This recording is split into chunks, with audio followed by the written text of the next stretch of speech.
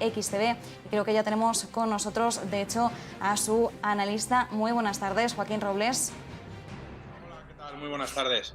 Joaquín, bueno, en primer lugar, en la jornada de hoy, ¿cómo has contemplado la sesión bursátil? Teníamos tono mixto que parecía que se decantaba más por el lado negativo, pero finalmente en esos últimos compases parece que hemos cerrado más pues, salvando los muebles de alguna forma en el IBEX 35, pues bueno, con un ligero repunte que, oye, eso que nos llevamos, ¿no?, para el cómputo de la semana.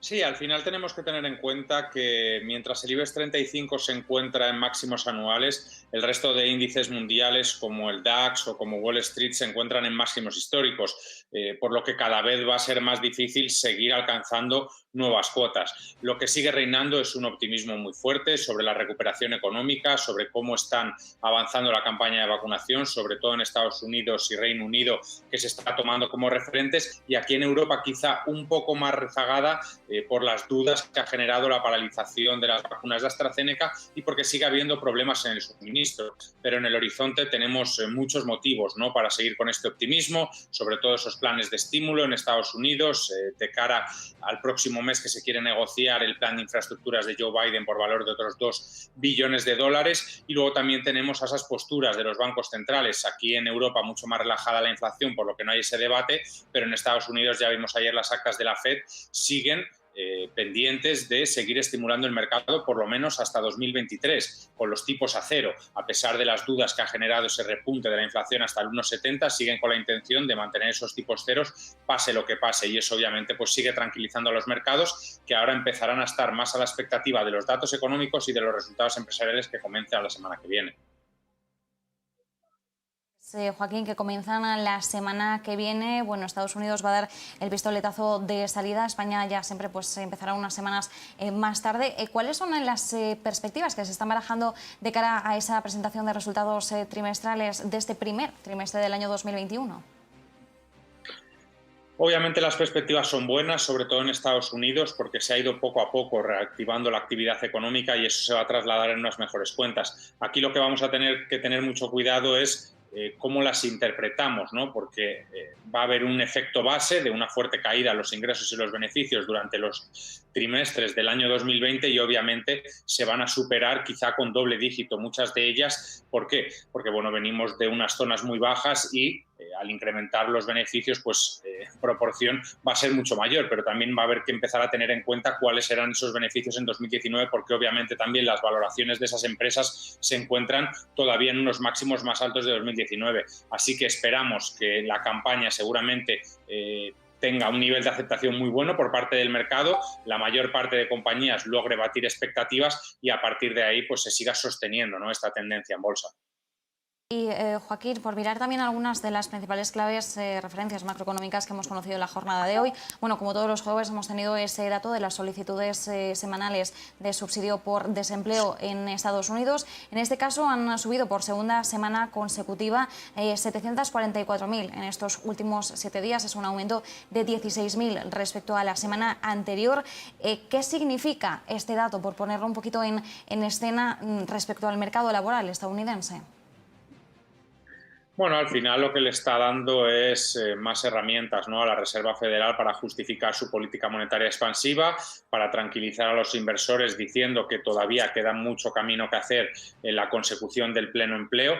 Vimos que durante el mes de marzo se crearon más de 1 millón de empleos en Estados Unidos, que esa tasa de desempleo bajó al 6%, pero que antes de la crisis estaba en el 3,6%, por lo que todavía queda mucho camino y es algo a lo que se va a poder agarrar la Reserva Federal durante los próximos meses para justificar que a pesar de que la inflación se sitúe por encima del 2%, los tipos de interés van a estar bajos hasta por lo menos 2023. Y eso lo estamos viendo, ¿no?, entre los inversores, que poco a poco se han ido trasladando a otros activos. El bono a 10 años norteamericano ya se sitúa lejos de esos máximos alcanzados en 1,77, por debajo de 1,65. El eurodólar también ha repuntado desde esos mínimos de 1,17 y los índices de renta variable, el Nasdaq incluido, que era uno de los más penalizados, vuelven a estar en máximos históricos.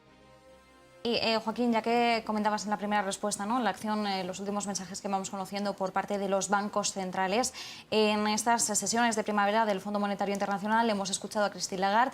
En unos minutos vamos a escuchar a Jerome Powell. ¿Cuáles son los principales mensajes a los que tiene que atenerse el mercado en estos momentos por parte de los bancos centrales, en un momento en el que además estamos viendo que no está variando mucho su mensaje principal?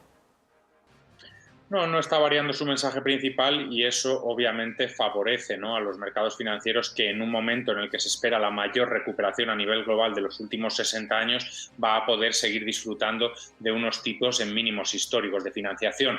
Por lo que, bueno, realmente tampoco esperamos grandes novedades y lo más seguro es que sigan apoyando al mercado. Ahora mismo la principal amenaza que podría condicionar, ¿no?, la tendencia alcista que están viendo los mercados durante todo este año es la posibilidad de una normalización de los tipos de interés. Quizás es el mayor temor de los inversores en estos momentos, pero que solo podría ser precipitada por un fuerte aumento de la inflación. Aquí en Europa, como comentábamos, está mucho más controlada, en ese entorno del 1,3%, y en Estados Unidos del 1,7%. La Reserva Federal sigue diciendo que se trata de un repunte puntual, que se va a controlar seguramente de cara a final de este año y que es muy difícil que se estabilice por encima del 2%, por lo que en principio no habría nada de lo que preocuparse, pero desde luego va a ser el indicador que más se fijen los inversores de aquí a final de año.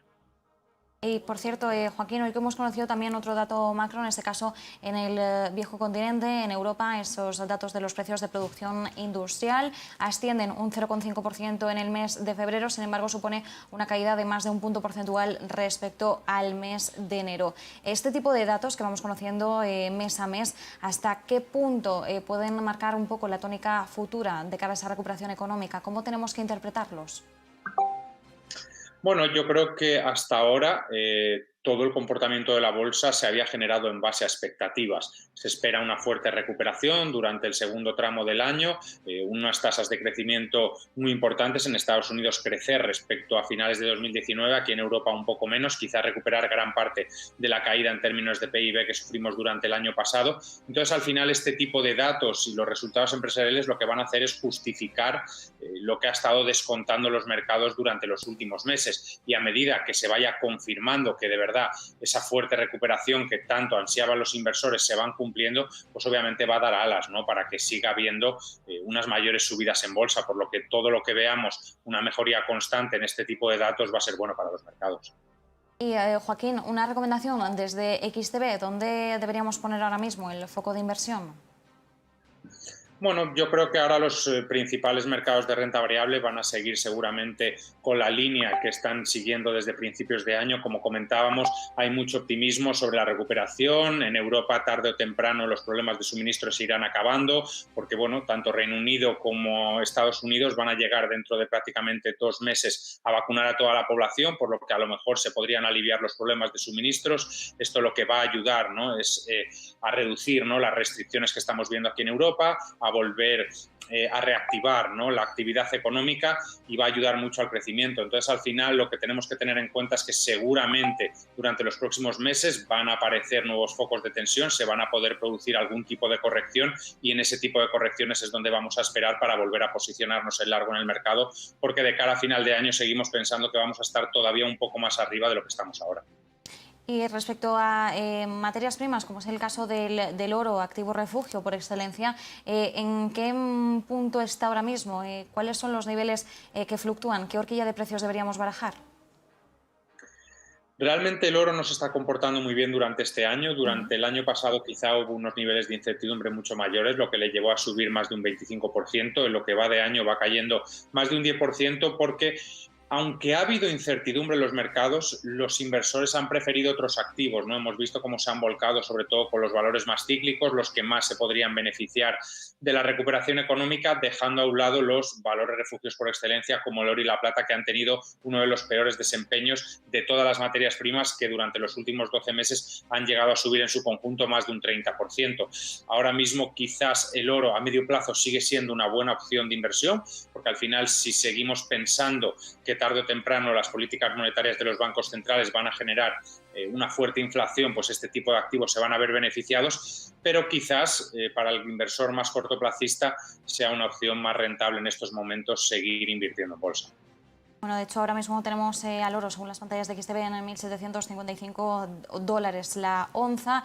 Joaquín Robles, analista de XTV, muchísimas gracias por el análisis de este contexto de mercado actual y bursátil. A vosotros igualmente.